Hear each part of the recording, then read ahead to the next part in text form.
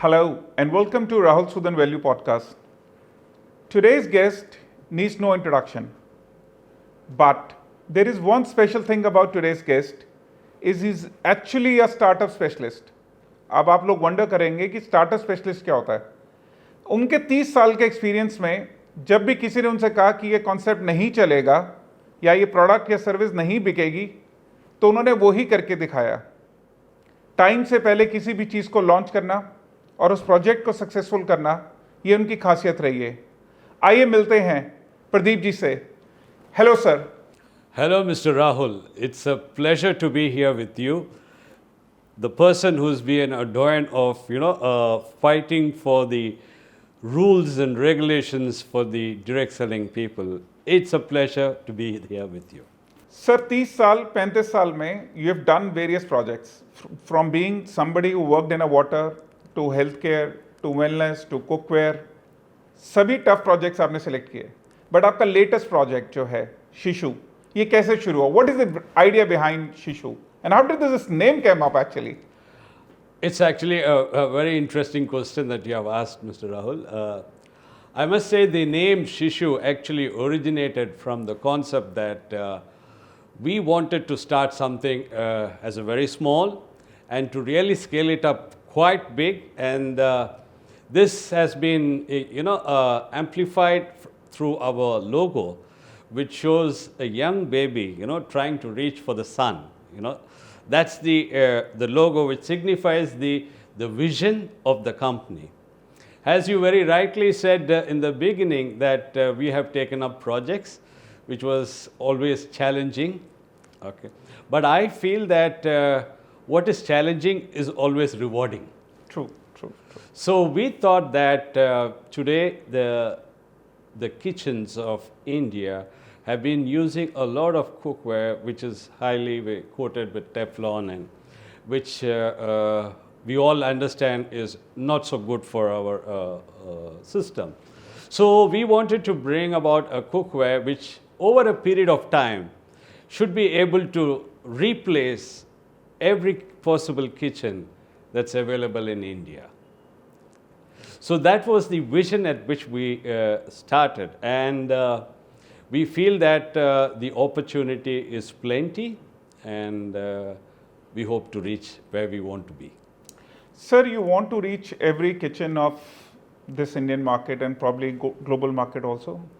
How big is the market size? I mean, is kitchen cookware a very big market you want to play around with, or it's a very small market and you become a niche player in that market segment? Initially, as we started, since the pricing of the products, etc., is a little on the higher side, we look at covering at least 20 million in the first year of our operation in this financial year. Now, when we talk about 20 million, then we talk about seeing how through our production from our factory to see how we can bring down the pricing so that this product is available at every home. It should be reachable for any middle and lower middle class family. So you're looking at a market size which is pretty big because, I mean, if it's we have 1.5 billion people in this country, so obviously you're looking at about 10-15% who can afford a premium cookware or a healthy premium cookware, the way you put it. How does the selling happen? I mean, isn't it a very tough sell to sell this product? I mean, can people buy off the shelf, or you have to showcases? What is the whole idea strategy behind it? See, you have actually thrown light on something which is a challenge as of today, but it would be something quite different tomorrow. As you all know that at every home, every housewife do not purchase a cookware which is not beyond 3,000, 4,000 rupees. Okay. True. So when they come across a SHISU cookware, which may be quite sometimes double the price, so they are very hesitant that what could be so special about this cookware which demands such a price. Okay. So as of today, we need to show them what this does. But thanks to the social media and the other cloud-based apps and stuff like that, unlike in the past, it's just a matter of time before everybody knows about it. True. So we feel that we could probably reach the numbers that we have in our mind much faster than what we would have probably happened had we started 10 years back. So how does the market acquisition happens or the capitalization happens? And because it's a very tough product. I mean, I'm sure logistics would also be quite a hassle. I mean, it's not a small product that goes from probably a warehouse in Gurgaon or Ahmedabad to probably northeast or south. Yeah, as of today, we are operating out of state-based. So we have stock points which cater to the delivery of the customers. And since it's a presentation-based selling, so it's not that, somebody shows a presentation and we have to send it to Kanyakumari.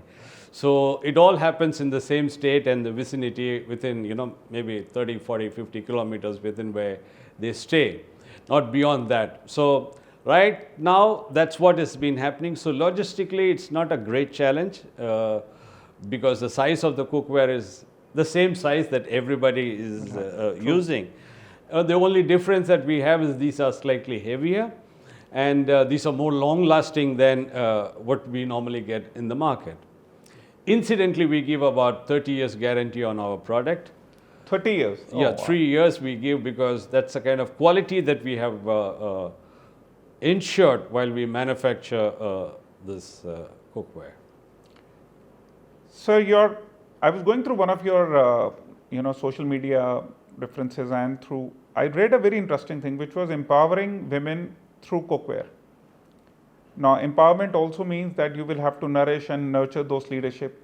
So how does leadership development happens, or how does these women who are primarily a kitchen user, they're converted into a leadership where they take responsibility of a big, developing a bigger business model. So could you throw us some light on how does the actual nourishment or the nurturing of this leadership happens? I must say that if you have noticed, the tagline of SHISU is, "We care for you." You see, when we have people joining SHISU, incidentally, about 98.2% of who has been associated with SHISU are all women. Okay, and they all come from an ordinary background. Okay, many of them may not be fully or qualified, educated lady. Okay, but they are all highly skilled in cooking because they know how to do it. Okay, so when SHISU started, we thought we should use something where they're already skilled at. That's why we chose a business which deals with women, because we believe that with cookware, these people are already very well skilled because that's their home daily routine. And SHISU believes that every homemaker is the best manager in the industry. True. Because she manages her home, her husband, the kids, the father-in-law, mother-in-law, everything. So we feel that she's a born manager, and we at SHISU can in cash empower and really upscale this skill by making them feel very secure and comfortable being associated with SHISU. Great, sir. So now the cookware is one range where you have complete control. What the vision for, let's say, another 5 years looks like? What are the product additions you might look at, the categories? Or would you look at completing the entire range for kitchen or focusing only on the cookware? See, right now we have almost about 12 ranges of cookware. Incidentally, this is the second best after the world's best leader. Wow. Okay. And I'm very happy that within a small time span of a year and change, we were able to bring 12 such models available for our customers to choose from. Secondly, which you were talking about, yes, we would like SHISU to be associated as a complete solution for the kitchen. Okay. So we have begun with cookware. As you very rightly said, the kitchen is where everybody spends at least half of their lifetime. So we would like that place to be one of the best places. So one of the best place, obviously in a house, is the kitchen, and everybody can vouch for that. There's no point. Now, best places to work comes from also a good management. You know, people look forward to work with organizations that have a good management skill. So, a personal question, sir. Whom does Pradeep sir read? You know, whom does Pradeep sir follow for management guide? You know, whom does Pradeep sir looks at the Instagram or the YouTube videos to get inputs about the management? Of course, it would be, what do you say, very unfair if I have to pull out just one name. Top three would also do. That, that he or she is the one who actually kind of motivated me, or the one who really gives me the energy every morning. But I must say, with one name, Mr. Shiv Khera has been a very, very influential person for me. Wow. Because of one thing, that his simplicity in how you manage has actually enthralled me a lot. Wow. Okay. And as we have also noticed, that we would like to keep everything as simple as possible. Okay. So when we talk about training, when we talk about empowering leader, from that book I realized that, you see, everybody gets excited when they are rewarded rightly, encouraged rightly. Please understand, rightly, at the right moment. Okay? Because encouraging somebody a little later is no meaning than encouraging them at time. You know? So you need to pay people on time, you need to encourage them on time, you need to enhance their skill on time. So I believe that when you do these things at the right time, many organizations have noticed that they say, पहले ये सारा खत्म कर लो, बाद में हम ये देख लेते हैं. You know, it goes into that kind of a mode. True. So I believe that should not be the approach. I believe that whatever has to be done, if it is done promptly, if there's a reward program, okay, you cannot say that, look, we have some issues, so your reward will be given 3 months later, you know, because recognition not on time is as good as recognition denied itself. True. Okay. So SHISU believes that once you are able to make the environment very secure, very comfortable, okay, then they are open to take and absorb whatever we would offer them, so that their skills are enhanced. Shiv Khera ji, you've mentioned a great name. We still read the book You Can Win. It's one of our favorite books to go through it. Pradeep sir, are the people that follow our channel, you know, the people who are subscriber to our channel, are young people also, you know, they're young entrepreneurs, and from D2C market also, they're people from online industry, e-commerce industry. I think one question they will actually ask you, why you chose direct selling for cookware? Wasn't an e-commerce model or an Amazon, Flipkart model would have worked better for e-commerce? So what was the reason of choosing this model then? See, it's just a matter of time. Maybe 7 years, 10 years later, this will be a product which will be there on e-commerce. But right now, it's too early for us to put this product on the e-commerce portal, because of the factor that it is differently priced, and nobody has any clue on what your food would taste if it is cooked without oil and water. So when I say that you can make your food without oil and water, so the first thing that comes in, might not be very tasty, you know, and do I have to pay a big price for an untasty food? So that's the challenge that we are facing through. And it's just a matter of time when people know that, acha, you know, this is something reckoned with. Without oil and water, in fact, the first time when you told me that we cook both the foods, my second reaction was, will it cook the vegetarian only? Will it cook the non-vegetarian? Will it have all the things could be cooked together? Or is, let's say, it's just cooked and no taste? But yes, we are all looking forward to the tasting session for this product line that you are, the SHISU is selling actually. It's a very, very exciting product to even think of it. And today's general well-being and general fad is to be healthy. I think cooking in a utensil like this should be the first step for everyone actually. I mean, what is the point of going to gyms and taking supplements if you're not taking the first step correct? And I think that's the way we see this product as. Now moving ahead, you've shared the vision with us for SHISU. You've also shared your major likes and dislikes. The young entrepreneurs also want to understand what is the life of a successful businessman. How do you manage work-life balance? I mean, is it like all work and no play, or do you have your time for your families? And how do you manage that, sir? You see, this work-life balance is a new fad line, which has been traveling around in the last 3 to 4 years. But I had believed in this not just last 3 to 4 years, because this was something which I practiced many, many years when I was beginning my career itself.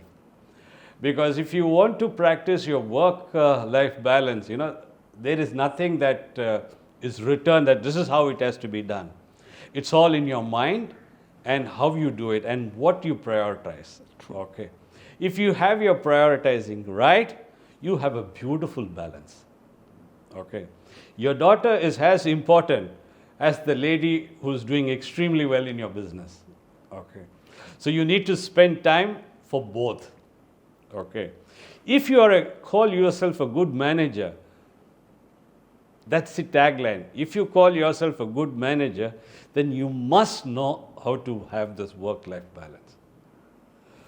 If somebody says that I'm a workaholic, I only read that guy as a guy who has alcohol at work. You understood? For me, that's the definition of a workaholic. Because if you're only doing work, and then I simply don't understand for what. Okay. So work-life balance is actually very, very important, because that's what makes the person to come back the next day morning. True. The excitement to come back, the excitement to get nourished, the excitement to take something away, to learn, all that comes only when you have a fantastic work-life balance. There's a saying, everything starts at home. True. To make it easier, they say charity begins at home. True. So if you want to do anything very successful, please keep your home front perfect, because they are the ones who actually support you to get your visions, your missions, your organization's goal, actually to reach there. But if you don't have that, it is a challenge at home, and it is a challenge at the workplace also. So you're totally stressed out, and home is the best de-stressor. Wow. I think the conversation between us is actually going on the correct track, and where we shared the vision for the SHISU. One thing, in Indian direct selling is an obvious question that comes up is, how do you see the environment for the direct selling in terms of legal? That is probably the first question that I want to ask. And second is, what do you think are challenges that Indian companies have not gone ahead and abroad and established themselves pretty well? I mean, we do have US companies, Europe companies coming to India, but we hardly find Indian companies going abroad and setting up the business model. So what is your take on it, sir? Yeah, let me first answer the first question that you have mentioned regarding the legal part of the direct selling operations in India.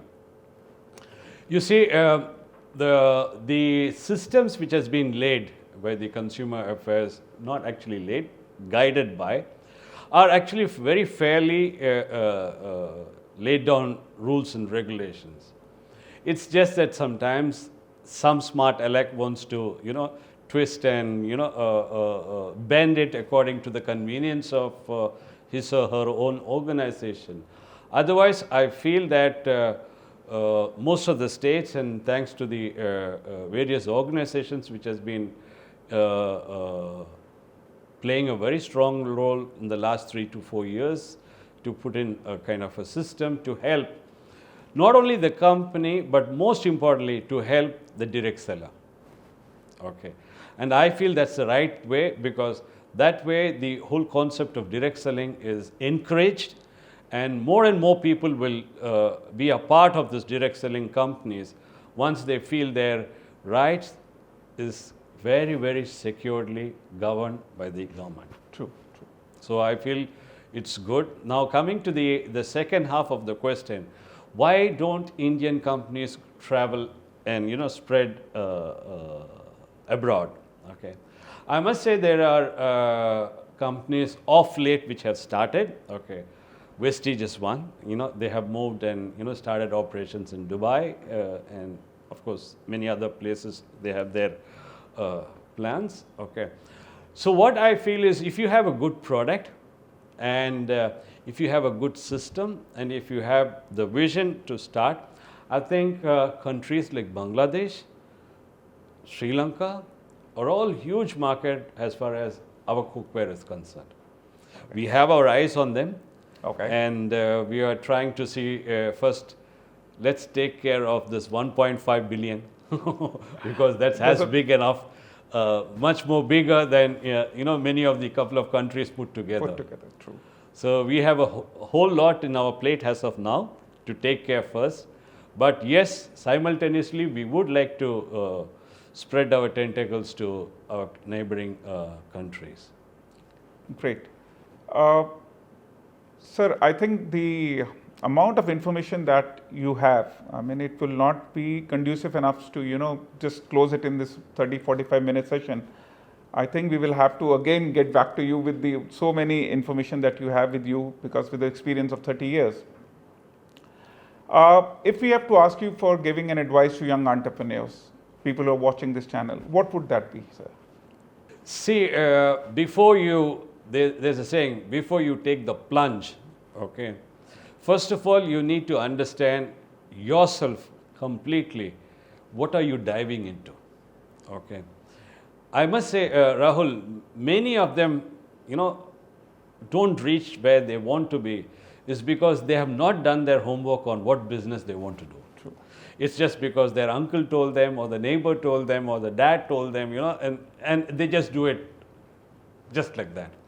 But I feel that today's entrepreneurs are on a better platform because they have various tools like the Google, the social media, the network, where they can do a lot of homework before they really want to take a particular entrepreneurship. Okay. It's not money. Earlier, it used to be, if I have the money, I can do business. Today, there are many businesses that you can do without money. But you need to have the information on how to do it. And the information is available abundantly, free of cost. On this note, that the message that Pradeep sir has given us to all the entrepreneurs, that preparation is the key. How well you are prepared, how ready you are for the business would be key to your success. But with a very positive point, that with growth of social media, your business can grow amazingly well. With this, we come to an end to our show. Thank you so much, Pradeep sir, for giving us time. Thank you, Mr. Rahul. And looking forward to many, many more sessions with you. Thank you so much. Absolutely, me too. Thank you. दोस्तों, आपने देखा किस तरीके से प्रदीप जी ने entrepreneur के लिए एक नया पॉइंट दिया कि प्लानिंग से ही उनको सक्सेस प्राप्त हो सकता है. This will be our end of our show. Keep watching Rahul Sudan Value Podcast for many more interactions like this. Thank you.